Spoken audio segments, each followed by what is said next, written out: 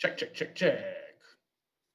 All right, Hoffaday, and welcome to another episode of KUAM News Extra. I want to thank you so much for watching, wherever it is that you're watching, on TV8, TV11, social media, or our KUAM News YouTube channel. Thank you so much for tuning in. And what I like to do on my show is feature people, individuals, organizations, groups that are doing good in our community, whether on a large scale or a smaller, more intimate, personal scale.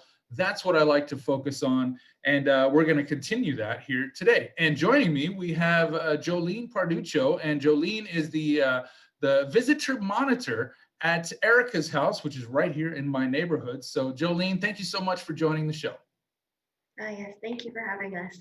Now, on the last episode, I talked to Cynthia from the Guam Coalition, with who I'm sure you're familiar with because you probably work closely with them. And she talked about how the Guam Coalition Against Sexual Assault and Family Violence, they're kind of the broader picture organization that makes sure people go to the right places to seek that help. But you over there at Erica's house, you're kind of the front lines. You are dealing that face-to-face interactions with individuals.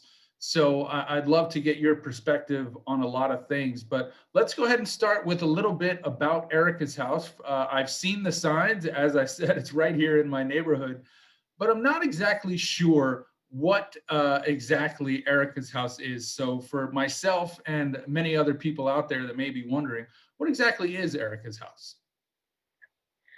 Erica's House is the only family visitation center on our island. And what we do is we help assist in the exchange of children between their mother and their father, or even their grandparents and their parents, or whoever has custody of the children, and the individuals that would like to see them or have visitations with them. Um, and we also provide on-site visitations for that same reason. And usually it's available to everyone in the community that have children together, but they're no longer together either because of irreconcilable differences, or maybe there was actually abuse that had happened or had occurred during their relationship. Okay, so we see the term thrown around a lot lately in a figurative sense, but this is an actual safe space where the visitation is monitored closely. People do have, their privacy, I'm sure, but you do make sure that everybody's, on their best behavior. Or what exactly do you do when a couple gets together and has their child there for that visitation? How is this meeting run?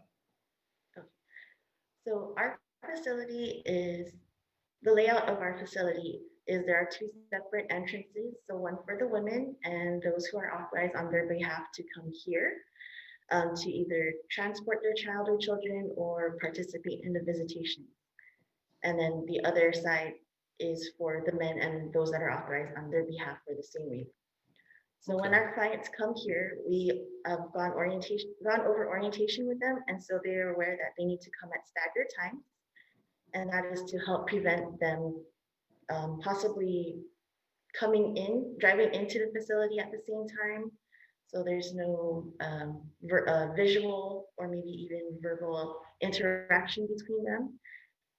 They enter the facility on different sides, and then the staff is the one that will be the ones to relay or communicate one messages, from one party to the other, as long as it's in reference to the children or any concerns that they want to address before they do leave the facility with their child or children. Okay, so do you over there at Erica's house, do you schedule these meetings and set it up? Because, sometimes maybe it doesn't have to be a really bad situation that this couple needs to use your services. Maybe, just scheduling things and finding the time and place where everybody feels safe and comfortable. There's no other family around. Do you handle all that to kind of take that weight off of the individuals? We can. So there's two ways that people can use our services. The more commonly used and more well-known method of using our services is through the court order. So if Okay. they're currently going through the court program or using court services and they inquire or request to use our services, then they're ordered to do so. Or even if the judge refers them to use our services and they end up being ordered, that's one way that they can use our services. The other way would be if they would like to use our services without a court order. So like you mentioned, if if it's really not that bad between them, they just like never can agree on a certain meeting time or meeting place, and to alleviate that between them, and so that the children are also not um, witnesses Right. to their arguments and their disagreements and all that, then they can call us to see if they can use our services.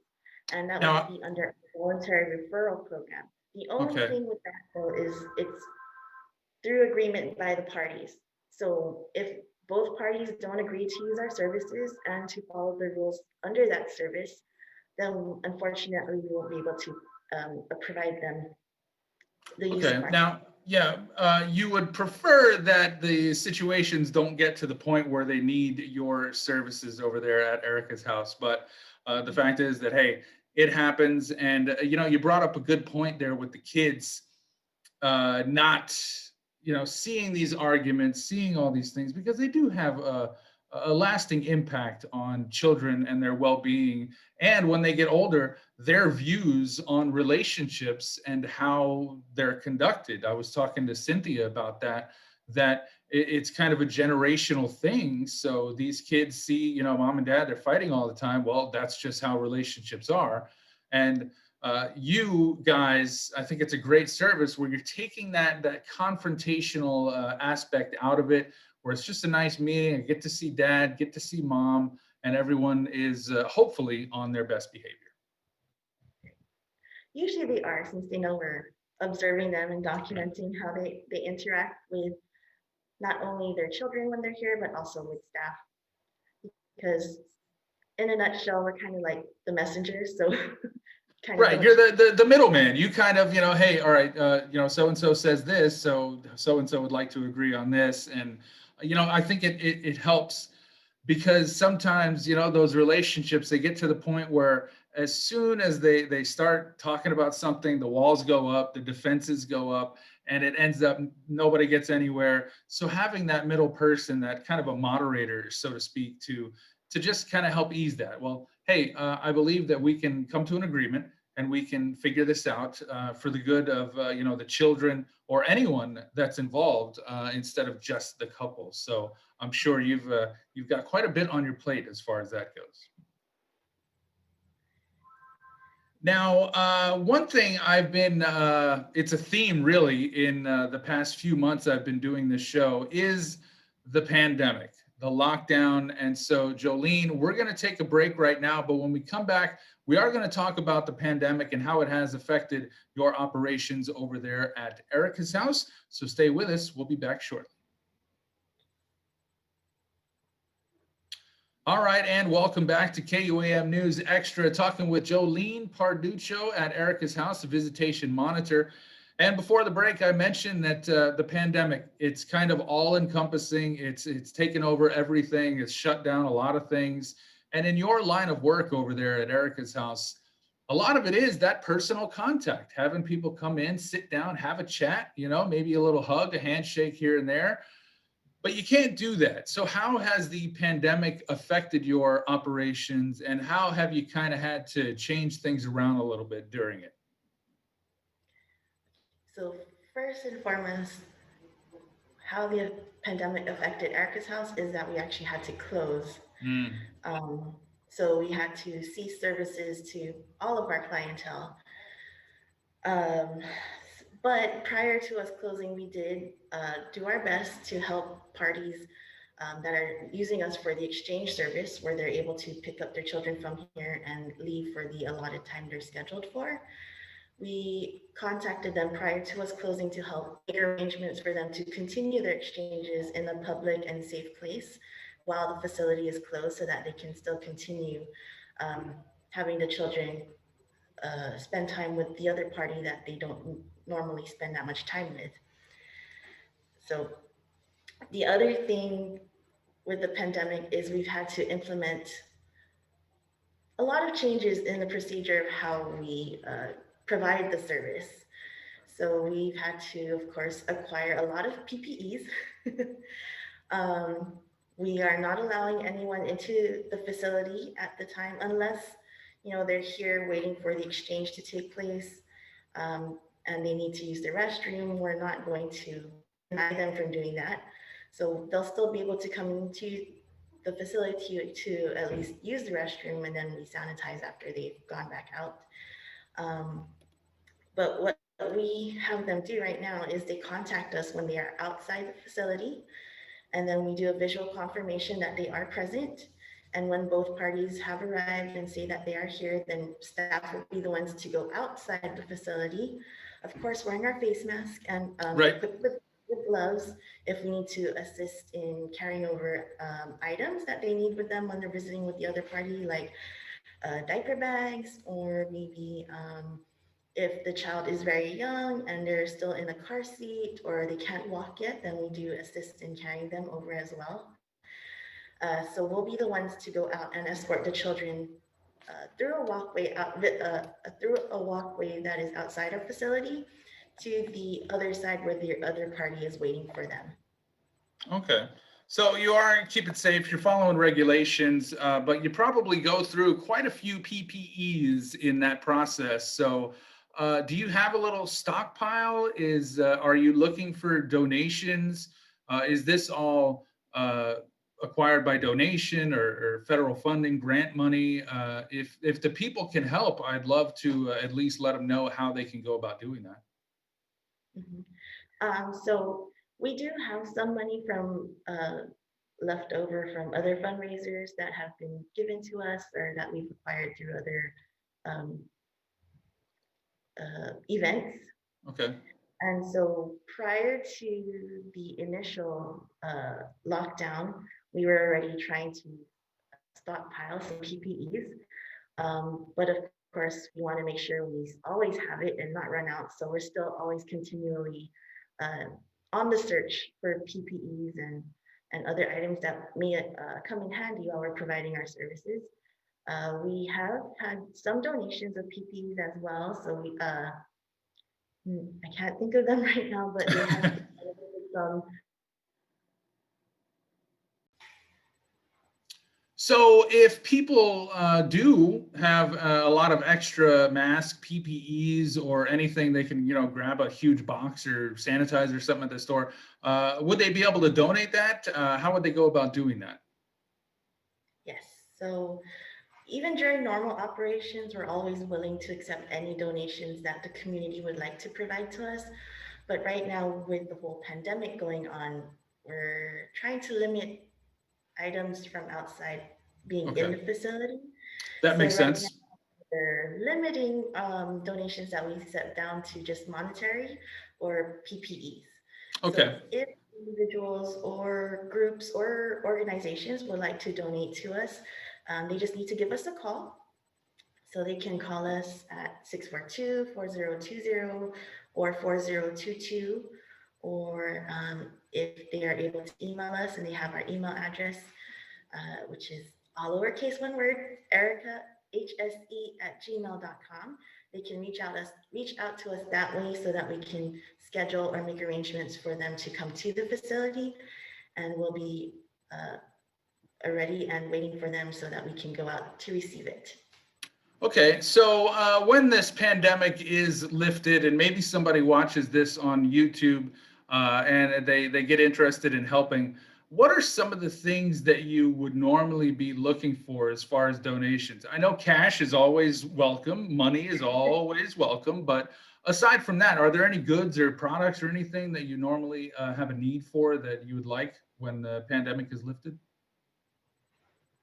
We're always in need of cleaning supplies. Uh, the staff is our own janitorial service as well. So we're always cleaning. We always need to sanitize and stuff like that after visitations. We always look for toys so that when the children are visiting, they have items to play with. We usually try to keep a different array of toys in the room so that it can fit for the different age ranges of children that come here. So we have toys that are suited for toddlers and even up to maybe middle schoolers. And then we have more like electronic games for the older children. So we have some Nintendo Wii games, PS2 games, just a few PS4 games. So probably more on the lookout for toys that are more geared towards the older children, which is kind of hard to uh, guesstimate what they're into Yeah, right now. I think whenever we do those toy drives, it's easy to buy toys for, a toddler or a 2-year-old or a baby. When they get a little older, sometimes they get left behind. You forget what kids that age want because they're so particular. So that is definitely a need that you have. So anything, I guess, just call Erica's house if you're interested in donating, helping them out.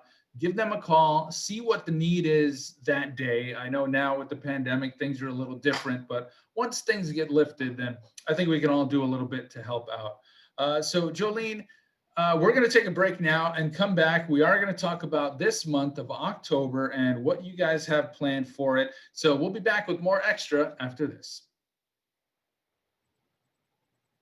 All right, welcome back. And Jholyn here talking about what you do over there at Erica's house. And October is Family Violence Awareness Month. And I know you mentioned you had a little promo with one of your partners, Infusion. So tell us about that. So we have two intern students who are uh, with us this semester and gaining experience in the field somewhat virtually right now. But they are spearheading a fundraiser for us wherein if you visit any infusion branch and you purchase a house coffee, a portion of those, a portion Portion of the proceeds. Yeah, there you go. will be benefit will benefit Erica's house. I'm so sorry. Okay, great. So, everybody's going to go and get their coffee anyway. You might as well get an extra house coffee or a few more for the coworkers and help support Erica's house. Jholyn, that just about wraps up our time here. But before we do go, I want to ask you, is there anything else you want people to know about, the state of visitation in general or Erica's house and what you would like the people to know? Yes, I believe I did forget to mention Okay. earlier. We do have on-site visitations, but as of right now, we have yet to resume the service. We haven't forgotten about our clients. We understand that parents would like to see their children, but our concern is the safety and health of all our clients as well as the staff. So maybe once more restrictions are lifted and we are able to make sure we have everything we need to open up more and provide more services to clients and are able to come into the facility, then we can resume those on-site visitations for those that are our existing clients or even those that are waiting to receive the service of on-site visitations. Yeah, I mean, with this pandemic, everybody's had to put their lives on hold, their services. But I think for a lot of people, businesses, organizations, you guys over there at Erica's house, it's a good time to kind of regroup, refocus, and then when this thing is lifted and it's safe to go back, have the visitation. You guys are 100% motivated to provide this service that I think is important for the kids, the older kids, and the people on Guam. So, Jholyn, thank you very much for all that you do. Everyone over there at Erica's house, we wish you the best and hope you stay safe. Thank you so much. Stay safe for you and everyone else too. All right. You can find Erica's house on social media. Look them up, give them a call, ask them what they need. And if you need their services, they're definitely going to be there for you. And that's it for the show. Thank you, everyone, for watching. That's it.